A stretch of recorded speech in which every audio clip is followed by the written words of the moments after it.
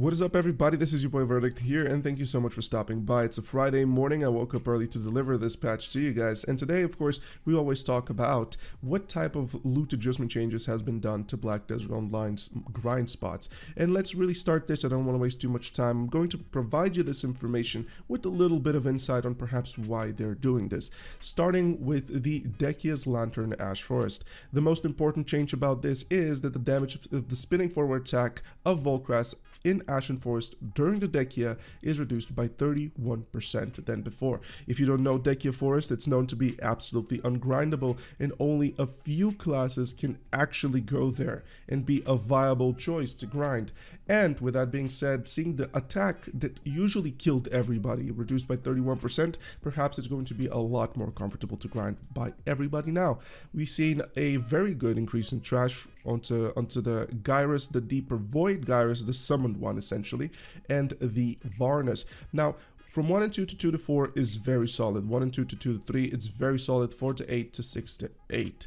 Now, this is very, very important because they're increasing the bottom level of that. So the more they increase the bottom level, the better it's going to be to grind with a blue loot scroll instead of a yellow, but still probably yellow would be more preferred here. Moving on to Tungrad Ruins. The Tungrad Ruins, they have adjusted the way the Murrowak, or the big guy, there's something like a dragon that spawns and enrage the mobs, right? That's one of the main events in the Tungrad Ruins. They have increased the acquisition of the spawned ones from 2 to 4 to 3 and 4. It's a very good change overall. It had a little bit of a knowledge issue, but people don't care that much about that, especially it won't be that much of an issue even right now. So seeing that the Tungrad Ruins is getting a little bit of attention, that's something definitely good. City of the Dead. City of the Dead is also getting an event adjustment itself. Usually the night which spawns during City of the Dead, it doesn't really necessarily increase your trash an hour as much as people believe. It's actually the side mobs, and the night itself is a little bit of a waste in terms of just simply the trash, not talking about the drops.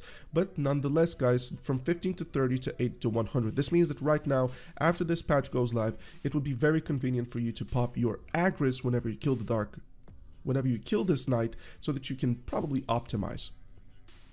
Moving on to Tunkuta for Dehkia's Lantern. Now, Tunkuta is one of these spots for Dehkia where people say you should only go there with a shy. You shouldn't go there with 2 random people. It has an accuracy issue. It has this, it has that. People are kind of really split whether or not Tunkuta is viable or it isn't compared to Dehkia Thornwood, for an example, as a Dehkia content, that is.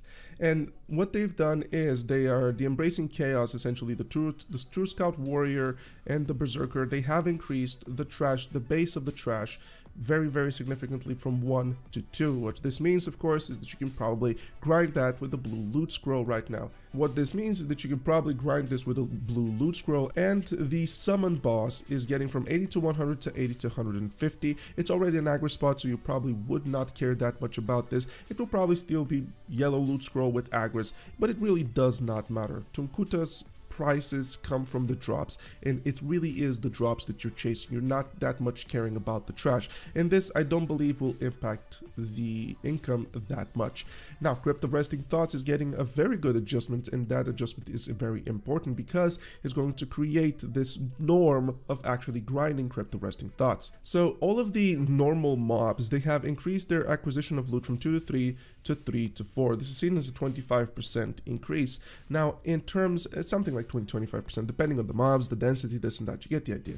Now, the bear and the wolf, the big elites, that if you're farming there, you are really ignoring about 90% of the time. They have increased their trash dropped by quite a lot, from 10 and 15 to 30 and 40. So this means that you probably will be popping Agris just to kill these elites, if that's something that you will be interested in. And the Dark Knight herself that spawns every once in a while, she has from 15 to 30 to 50 to 100. This means that this is a definite Agris pop whenever you're killing the Dark Knight. So these are very, very important changes, and the more they move towards the direction of Crypt of Resting Thoughts being a normal grind spot, not just a thing that you go there for the Borekas to enhance yourself, no, to go for the Borekas and sell them, enhance them, this and that. I think this is a very good direction, because the more we move toward the Boreka accessories becoming a norm, the faster we increase and progress inside the entire game. So now let's talk about Kratuga Ancient Ruins. I was very excited when I saw this because it didn't really I didn't really get it at start, but let's see. The amount of mysterious shining stone pieces that can be obtained by defeating the monsters below has been adjusted. So all of the ancient weapons Bemo, Furuku, Kumel, Beloten, and Elquish from 2 to 4 to 4 to 5. Or in other words, this is something like a 20% increase in trash just from these particular mobs. Now, that's not all the mobs that are out there. I think there are 2 more varieties, but nonetheless, seeing that they're adjusting Kratuga Ruins once more, it's a little bit confusing onto why. Kratuga is one of these spots, guys. You can, some classes are making above 60,000 trash on Kratuga. Literally 60,000 trash. And I find it very, very, very weird, and I really mean it, very weird, when they're increasing the trash numbers instead of decreasing them and increasing the price, because you make about 4 or 5 runs towards your horse for the entire hour in order for you to be able to keep up with the trash. If you're somebody that has whaled up and you have a lot of weight, then this is probably not much of an issue. Let me tell you something, maids over there are kind of usable twice an hour. It's not really that much useful. So seeing that they're increasing the drop rate, I just don't understand, from 2 to 4 to 4 and 5. It's ridiculous. This can be for anywhere from 20 to 25% increase in Kratuga. It's so weird. But anyways, let's talk about Oluns. So the Colossuses are getting the fragments increases from 2 to 3. Now that's very important. This Olun change is really important because ever since Dehkia Thornwood came out, really, ever since Dehkia Oluns, apologies, came out, the idea behind regular Oluns, it's not that prominent anymore. You don't make that much good money anymore. People kind of go there probably just to do their Larzeka and then they leave. You know, it's important to understand that when you release a Dehkia spot for a particular location, then the base of that location is almost entirely and immediately forgotten. So seeing that these bases get adjusted, that's very important. And of course, with Valley of Olun, increase of trash acquisition, Tunkuta has been buffed as well in a very similar manner to which Dehkia is buffed. So I'm going to move towards the Bramble Forest, which is, I believe, Thornwood Forest. The amount of Moonlight Spirit Powder, yes, that is it, that can be obtained by defeating the monsters below has been changed. Ahibs, all of the Ahibs, from 1 and 2 to 1 and 3. Or in other words, this can be seen right word about 33% onto the base level. And for the Fallen Elite, the Bear Spearmen and the Bear Wolves, from 2 to 4 to 10 and 15. Now I have a grind video on Thornwood Forest recently. It's an entire hour posted. You guys can see it in my YouTube directory. And pretty much I went there with the recently buffed Awakening Mystic, almost did 18k for the hour. Some classes, ranged classes, they're doing 20, 21.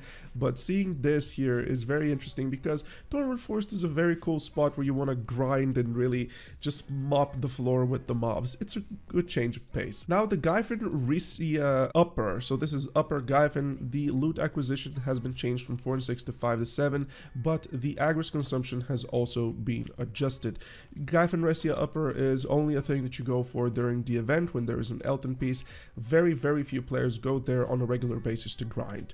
Let's move towards one of the crown jewels here. Saunil Camp. Saunil Camp. Oh my goodness. You know, Pearl Abyss, they can never get the Elvia spots right, but recently they actually did. Primal Giants, it's a treat. The brand new Rhutums buffs, it's a treat. And seeing Saunil Elvia getting another adjustment excites me because the number of armor pieces that can be obtained by killing the monsters below onto the Enraged, this is during the event from 1 to 3 to 2 and 4. They're furthermore emphasizing onto the event. The Saunil Brawler, the Heavy Warrior, the basics, from 1 to 3 and 2 to 4. That's very good. But then again, remember, the event has a little bit more mobs than the regular packs. The Saunil Defender, Warrior, Saunil Archer, Saunil Elites, and Saunil Minions from 1, 3 to 2 to 4. It's a very, very good change. 100% onto the base with a 25% onto the top end, which means that this is probably going to be a very good change. Now, I'm not sure if Saunil Camp will ever get to 1 billion an hour, but we will see exactly how this will play out. Now let's talk about Murrowak Labyrinth, the Ironclad Muraska and Muraska, which are these? I'm not sure if anybody even grinds there. From 1 and 2 to 1 and 3, this could be seen from like a 33% drop rate, depending on which mob this is, because I don't have that much experience over there. And last, a nerf, actually, guys. A very well-earned nerf. the Rhutum camp, Elvia, is being actually nerfed, not by that much, but in my opinion, a little bit, and is going to be noticeable. The number of biting Rhutum fangs that can be obtained by defeating the following monsters has been changed, from the soldier, brawler, the mage, the archer, all of these. Is there a mage? I've never noticed the mage. From 2 to 5 to 2 to 4. Now this is a 20% increase onto the top end, and it's not going to be a 20% increase overall. You might see something like 10, 15, really depends, because the Agris is there, right? You get the idea. But overall, they're slightly nerfing the trash that you're going to get from these. Now, I'm actually a little bit of a fan of this, because the amount of weight that you need for Rhutums and the inconvenience of where you have to place your horses, I really think that this is a change in the very good direction, right? So this is everything about the changes in terms of trash. These are a lot of adjustments, guys. I'm very happy that I was able to bring these to you guys, and of course, please do consider dropping a membership down below. I do this full time, and I almost never take a break. So see you soon, guys. Thank you so much for watching.